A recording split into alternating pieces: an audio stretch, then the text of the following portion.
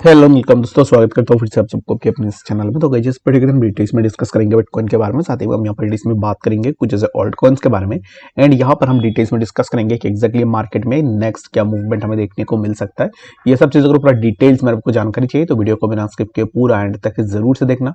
बाकी अगर आप पहली बार चैनल पर विजिट करो, मेक श्योर अपना चैनल को सब्सक्राइब भी कर दो। अगर टेलीग्राम चैनल को भी ज्वाइन करना चाहते हो, लिंक मैंने डिस्क्रिप्शन में ऑलरेडी डाल दिया, वहां से जाके भी आप जरूर से ज्वाइन भी कर सकते हो। ठीक है, तो the first thing is that कि ऑलरेडी जैसे कि कल भी मैंने मार्क करके बताया था, एंड जब मार्केट डंप हो रहा था उस टाइम पे भी मैंने आपको बताया था कि यहाँ पर जो है पैनिक मत हो, और यहाँ पर मैंने शॉर्ट करने के लिए भी आपको मना किया था कि शॉर्ट पोजीशन ओपन मत करो। और अब इस टाइम पे देखो तो कल मैंने एक चार्ट शेयर किया था अपने टेलीग्राम चैनल के ऊपर, जहां पर मैंने बताया था कि आपको इसी जोन से हम वापस ऊपर की तरफ मूव करेंगे।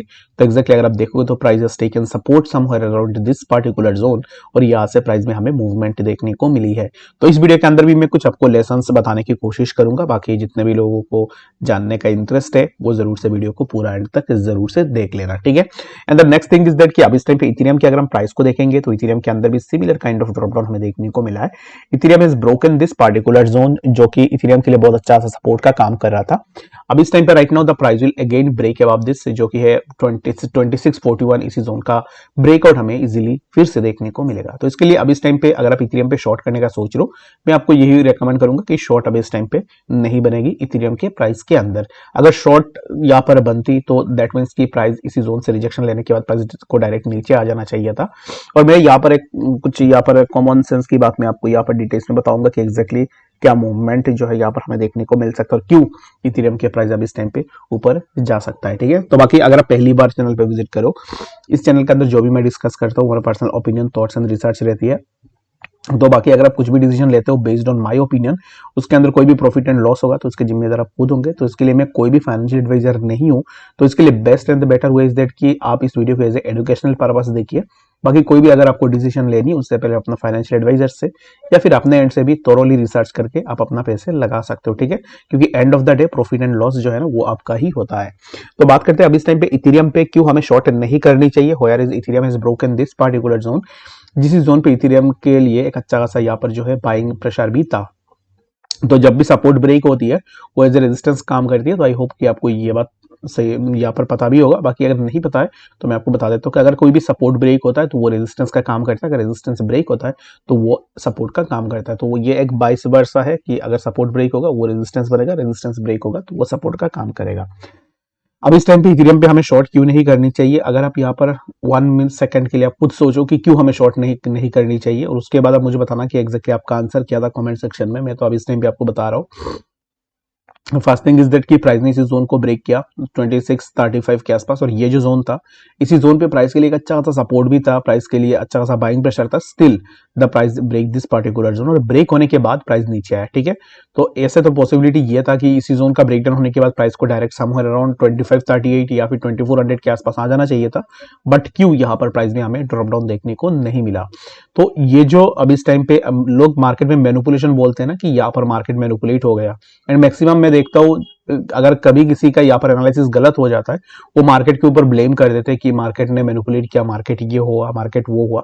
मार्केट मैनिपुलेट हमेशा नहीं होती है। तो यहाँ पर कुछ टाइम तक आपको यहाँ पर कुछ इवेंट्स के लिए मैनिपुलेशन देखने को मिलती है, अदरवाइज मैनिपुलेशन होने से पहले मार्केट हमें इंडिकेट कर देती है कि अभी इस टाइम पे मार्केट में सिमिलर सिनेरियोज होने वाला है। ठीक है, तो बाकी आई एम नॉट सेइंग कि आई एम समवन जिसको सब कुछ पता है, बट मैं आपको बता रहा हूँ कि अगर आप ढूंढोगे तो उस चीज को आप पहले से ही पता कर पाओगे कि एग्जैक्टली क्या मूवमेंट होने वाला है।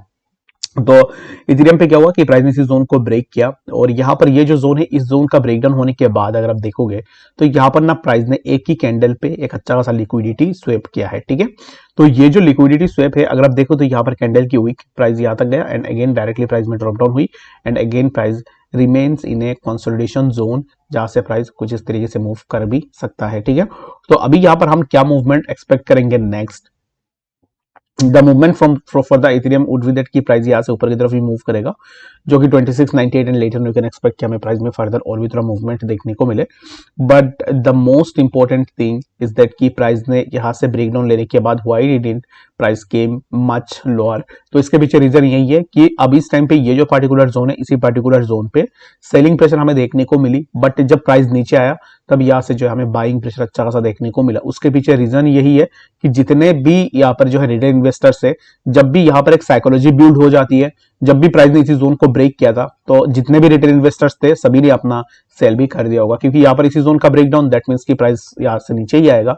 तो बट यहाँ पर क्या हुआ कि व्हेल्स ने अपना गेम चेंज किया और तुरंत जितने भी रिटेल इन्वेस्टर्स थे उन्होंने अपना सेलिंग करना स्टार्ट की, एंड जब आपने सेलिंग करना स्टार्ट की तब प्राइस नीचे आया और यहाँ से अगर आप देखोगे तुरंत प्राइस को वापस भी व्हेल्स ऊपर लेकर गए। ठीक है, तो अब इस टाइम पे प्राइस एक साइडवेज में कंसोलिडेट हो रही है, तो यहाँ से ब्रेकआउट होने के चांसेस बहुत ही ज्यादा है, ब्रेकआउट होगा ही मेरे हिसाब से। तो यहाँ से हमें प्राइस में फर्दर मूवमेंट देखने को मिलेगा।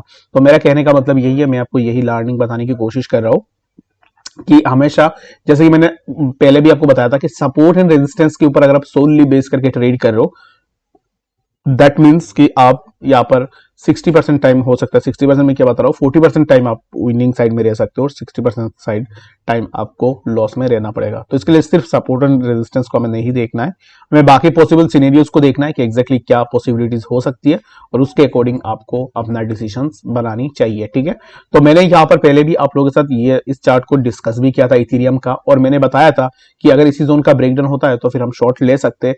बट यहाँ पर जब इसी जोन का ब्रेकडाउन हुआ उसके बाद मैंने आपको इन्फॉर्म नहीं किया है शॉर्ट लेने के लिए, रीजन बिंग मुझे भी लग रहा था कि प्राइस इसी जोन, ये जो ब्रेकडाउन हुआ था ये एक फेक आउट था, तो इसमें यहाँ पर प्राइस ज्यादा नीचे नहीं आएगा, प्राइस यहाँ से ऊपर की तरफ मूव करने की कोशिश भी करेगा। ठीक है, तो अब इस टाइम पे देखो तो एक्जैक्टली प्राइस यहाँ से ऊपर की तरफ मूव करने की कोशिश कर रहा है।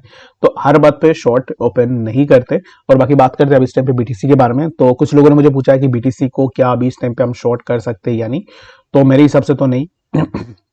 बीटीसी को अगर आप शॉर्ट कर रहे हो तो यहाँ पर आप अपने अकॉर्डिंग करो, हो सकता है कि प्राइस थोड़ा 3 to 4% के आसपास, यहाँ पर 3 to 4% I mean 300 to 400 point से नीचे आ सकता है। तो बाकी अगर आप करना चाह रहे हो शॉर्ट तो इस टोटली डिपेंड्स ऑन इंडिविजुअल कि अगर आप क्या करना चाह रहे हो। बट मेरे हिसाब से बीटीसी को शॉर्ट आप क्यों ही करोगे, क्योंकि प्राइस ऑलरेडी एक अप ट्रेंड में है जहां से प्राइस के ऊपर और भी मूवमेंट आने की चांसेस है। तो बेटर यही रहेगा कि without opening any kind of short position BTC अब इस टाइम पे ऑल्ट्स के अंदर अपॉर्चुनिटीज ढूंढो, क्योंकि ऑल्ट्स आपको अब इस टाइम पे ज्यादातर प्रॉफिट बना के दे सकते हैं एज कम्पेयर टू बीटीसी। ठीक है, तो इस टाइम पे मैंने चार्ट शेयर किया था अपना टेलीग्राम पे, एग्जैक्टली अगर आप देखोगे तो पिन पॉइंट पे जहां पर मैंने मार्क किया था उसी पर्टिकुलर जोन से ही हमें बीटीसी के प्राइस में मूवमेंट देखने को मिली है।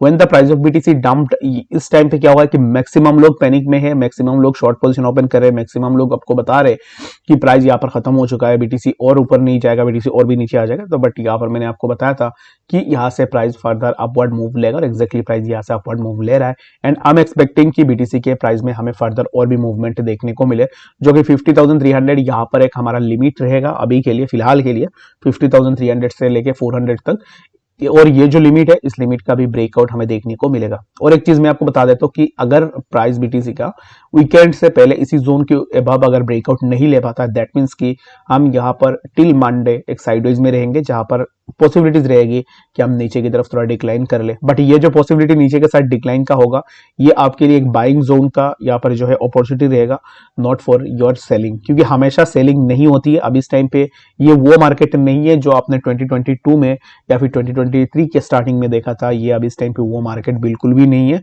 इस मार्केट में all you can do is that कि जब भी आपको प्राइस नीचे देखने को मिले आपको खुश होनी चाहिए, और इन दैट केस आपको बाइंग बनानी चाहिए इंस्टेड ऑफ सेलिंग। ठीक है, तो बाकी आई होप कि आपको समझ में आ गई होगी। बाकी कोई भी डाउट होगा कमेंट सेक्शन में बताना। मिलेंगे नेक्स्ट सेशन अपडेट्स के साथ, तब तक के लिए गुड बाय।